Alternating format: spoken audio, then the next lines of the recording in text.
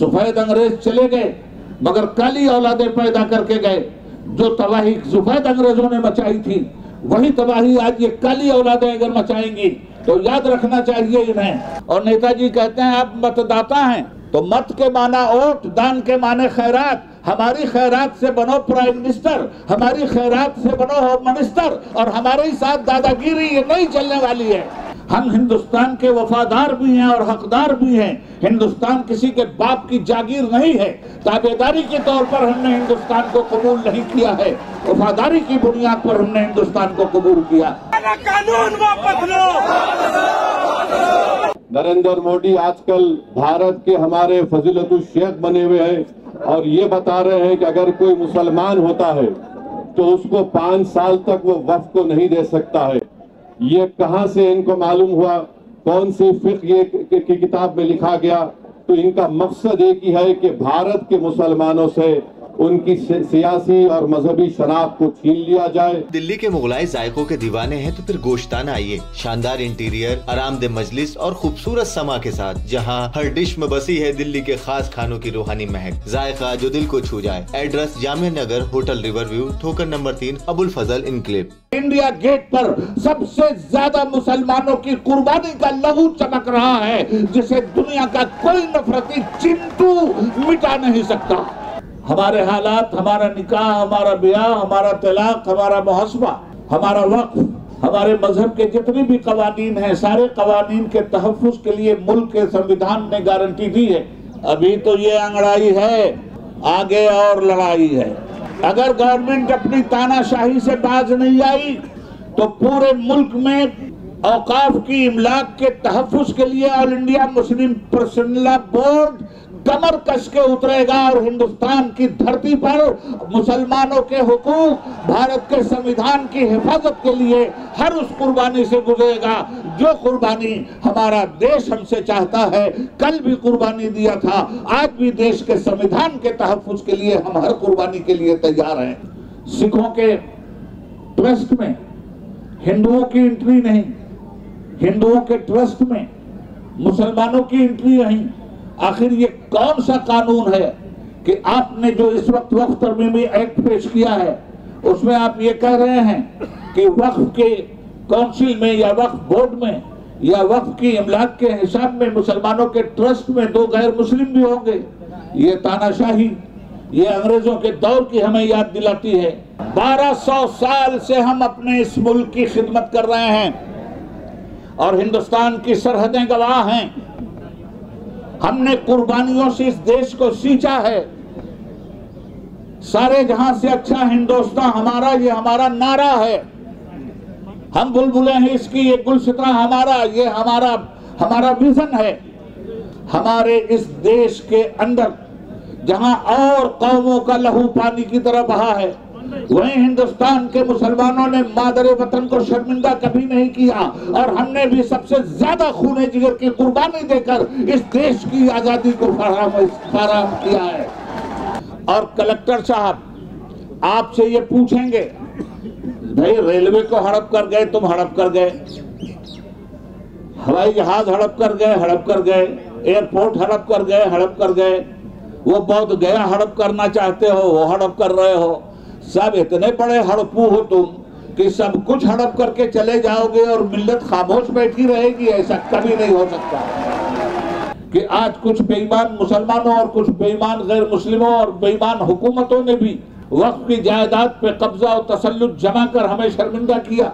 हुकूमत को ये चाहिए था कि वक्फ तरमीमी एक्ट पेश करने के बजाय जहां जहां धांधलियां हो रही हैं उन धांधलियों को खत्म करते हुए मजबूत कानून का शिकंजा उन पे कसे, बजाय इसके हुकूमत ने वक्फ की जायदाद ही को हड़प करने का एक नापाक मंसूबा बनाया। दूसरी बात यह है कि पहले अभी तक तो ये बिल पास नहीं हुआ है, खुदा करे ये बिल इनकी पॉलिटिकल बिल में हमेशा के लिए घुस जाए।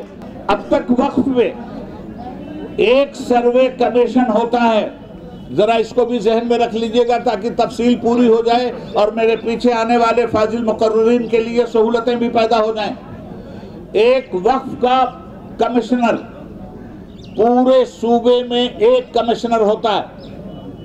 वो पूरे सूबे की वक्फ जायदाद का सर्वे करके गवर्नमेंट को देता है और उसमें ये बात क्लियर होती है कि कहां कहां वक्फ की इमलाक पर किन किन बेईमानों ने कब्जा कर रखा है। अब उस चीज को भी हटाया जा रहा है। अब ये पावर डिस्ट्रिक्ट कलेक्टर को दिया जा रहा है। हजरात, आपके इस जोश व जज्बे को देखते हुए बहरहाल मैं भरपूर एतमाद और यकीन के साथ कह सकता हूँ कि कामयाबी आपके कदम चूमने जा रही है।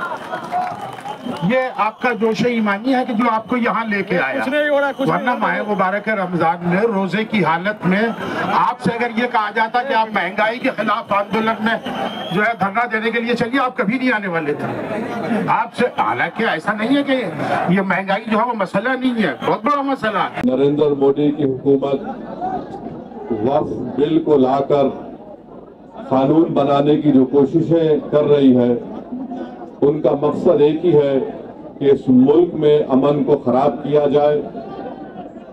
वजीर आजम का मकसद एक ही है कि मस्जिद और मंदिर के नाम पर अवाम हमेशा लड़ते रहे, और उस बिल का मकसद ये नहीं है कि वक्फ की जायदादों को मजबूत किया जाए या उनकी हिफाजत की जाए। आप खुद अंदाजा लगाइए कि हिंदू धर्म के एक बहुत बड़े ज्यूरिस्ट हैं B.K. मुखर्जी की किताब में लिखा गया कि हिंदू धर्म में बाय कस्टम बाय यूसेज वो मंदिर की जायदाद बन सकती है। तो नरेंद्र मोदी वक्फ बाय यूजर को इस तरह से खत्म कर रहे हैं कि अगर कोई डिस्प्यूट होगा या गवर्नमेंट प्रॉपर्टी होगी तो वक्फ बाय यूजर नहीं रहेगा। दिल्ली में 123 वक्फ की जायदादें हैं, जिस पर दिल्ली हुकूमत का दावा यह है, मरकजी हुकूमत का, कि ये गवर्नमेंट की प्रॉपर्टी है। कलेक्टर को इख्तियार देने का मतलब यही है कि कलेक्टर हुकूमत के हक में फैसला देगा। जिस मस्जिद के इमाम हमारे भाई मौलाना मुहिबुल्लाह नदवी साहब हैं, वहां पर मरकजी हुकूमत कहती है कि वो गवर्नमेंट की प्रॉपर्टी है। अगर कल खुदा ना खास्ता ये कानून बनेगा तो कोई भी जाकर मरकजी हुकूमत की तरफ से, दिल्ली सरकार की तरफ से वहां पर एक नोटिस लगा देगा कि ये वक्फ की प्रॉपर्टी नहीं है। हिबा को निकाल रहे हैं, ट्रांसफर ऑफ प्रॉपर्टी में हिबा है, मगर कोई गिफ्ट नहीं कर सकता वक्फ की जायदाद को। नरेंद्र मोदी आजकल भारत के हमारे फजीलतुल शेख बने हुए हैं और ये बता रहे हैं कि अगर कोई मुसलमान होता है तो उसको 5 साल तक वो वक्फ को नहीं दे सकता है। ये कहां से इनको मालूम हुआ? कौन सी फिक्र की किताब में लिखा गया? तो इनका मकसद एक ही है कि भारत के मुसलमानों से उनकी सियासी और मजहबी शनाख्त को छीन लिया जाए। मैं आपको बता रहा हूं कि इस बिल का मकसद मुसलमानों से मस्जिदों को छीनना, दरगाहों को छीनना, कब्रिस्तानों को छीनना, इवैक्यू प्रॉपर्टीज को छीन लेना, ये मकसद नरेंद्र मोदी की हुकूमत का है। और हम कॉशन कर रहे हैं चंद्रबाबू नायडू को, हमारे पासवान साहब को और नीतीश कुमार को, याद रखिए दुनिया जब तक कायम रहेगी, अगर आप इस वक्त नाजुक वक्त में इस बिल की तायीद करेंगे तो आपको मुसलमान कभी नहीं माफ करेगा, क्योंकि आपकी तायीद की वजह से ये बिल कानून बनेगा। इसलिए हम उनसे भी कह रहे हैं कि आप इस गैर अनकॉन्स्टिट्यूशनल बिल की तायीद मत करिए। हमारा मुतालबा सिर्फ यही है, अगर हिंदू धर्म की प्रॉपर्टीज में, मंदिरों में, सिखों के गुरुद्वारा में कोई गैर सिख या गैर हिंदू मेंबर नहीं बन सकता तो मुसलमान के इस वक्त में क्यों बन सकता है? तो ये तमाम चीजें हैं। हम उम्मीद करते हैं कि हुकूमत इसका नोटिस लेगी।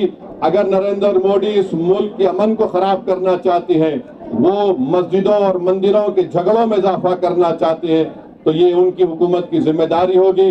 मैं यहाँ पर शुक्रिया अदा करना चाहूंगा हमारे जॉइंट वर्किंग कमेटी पार्लियामेंट के तमाम अराकीन का, और खास तौर से कल्याण बनर्जी साहब का, टीएमसी के राजा साहब का, डीएमके का, हमारे नासिर भाई का और मुहिबुल्लाह नदवी साहब का। हमने तमाम बड़ी कोशिशें की, हमने अपनी अपनी डिसेंट रिपोर्ट को दिया, और ये अनकॉन्स्टिट्यूशनल है, इसका कोई भी फायदा वक्फ को नहीं होगा।